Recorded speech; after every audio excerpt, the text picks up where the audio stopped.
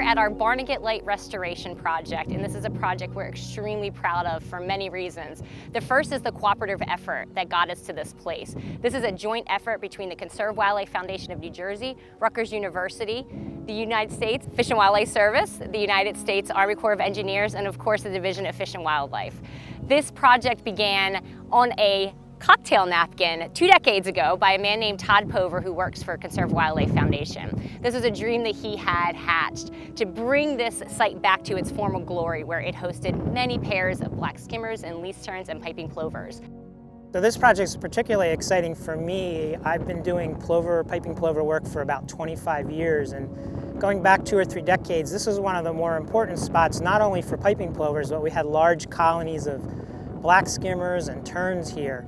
But over time, the site got vegetated, more mature, and the birds do not like that kind of habitat. A lot of people think that our beach nesting birds like heavily vegetated dunes so they can hide from predators, but in fact, they're using their camouflage, they're hard to see, so they want to be out in an open area. And so as the area got vegetated, there was less and less use. And then over the last few years, we're down to just a couple pairs of piping plovers and oyster catchers left at the site. So essentially, we're trying to reset habitat here back to what we would call an early successional habitat. So something that's created from a storm that wouldn't have a lot of vegetation and be very suitable for these birds. It's been a dream, this project, for me for upwards of 15 years or more, and we finally got the chance to do it this winter.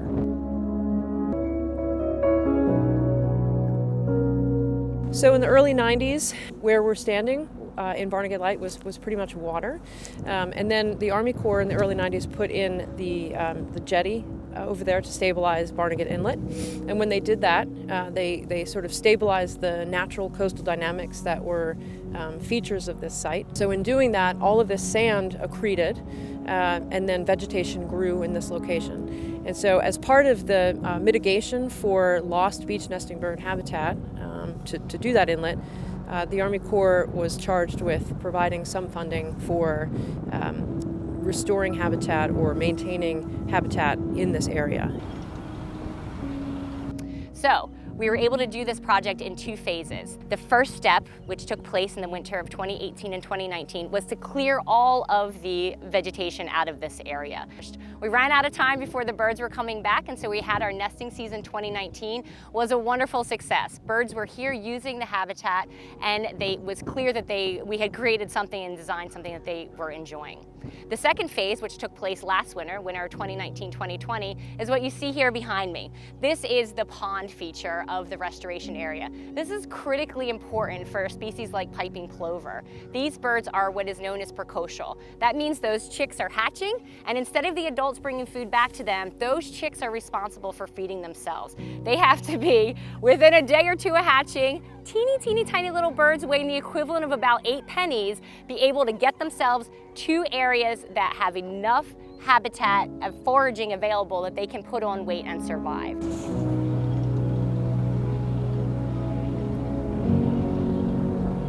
Phase 2 of the Barnegat Light Habitat Restoration Project is to create a high-quality foraging habitat, an area that's away from human disturbance. So here at the park, there's a lot of visitors, especially between Memorial Day and Labor Day, that are traversing the inlet, walking. But those chicks really have a hard time getting to the foraging ponds that are over by the inlet side. And so the idea here is to allow them free access, human-free access to this pond. And so behind me is the beginnings of the pond. This will be a 5-acre, very shallow, less than 2 feet foraging pond with a pretty wide edge of wet sand, which is what the chicks will then feed.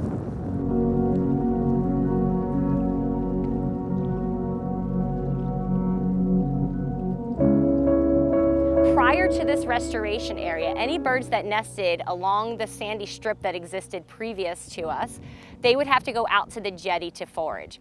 Anybody who's visited Barnegat Light State Park knows how busy this area gets. For that tiny little chick to have to run back and forth between those pools was burning up a lot of energy and not allowing a lot of those chicks to make it. But here we are inside the restoration area. The area is fully fenced off, and those birds can just sit, and feed and get fat. And that's what we are looking for. We want birds to sit and feed and get fat. And that is in fact what we saw happen in 2020. Those two pairs both were able to hatch their chicks. They worked their way right over here to the restoration area, and we watched them feed exclusively in this pond. It wasn't until the birds were fledged, that means they're capable of flying and they're at the point where we feel like they've made it, that we saw them start venturing outside of the restoration area. But for the duration of that critical period when they cannot fly and are most susceptible to human disturbance, we saw them utilizing this pond. It was a spectacular success this year in 2020.